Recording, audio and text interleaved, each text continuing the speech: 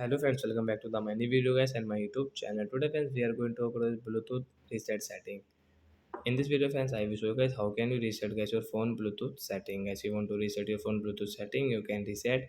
And guys, now let's see how to reset phone Bluetooth setting. Today I will show you in this video. So as you also want to reset your Bluetooth setting guys, you can reset to watch my video. Then guys, you can see your phone setting guys, click here. Then guys, you will have to scroll. Then guys, you can see your phone system setting. This last one setting guys, system setting guys, click here. Guys, click on guys this reset option, reset Bluetooth setting. Friends, you can see phone Bluetooth setting guys. We will tap here to reset phone Bluetooth setting guys. So when setting will reset guys, you want to reset, you can reset from here. So I hope friends you have understood how to reset Bluetooth setting in an Infinix phone. So that's it guys. Thanks for watching the video guys. We will meet on next video with new topic.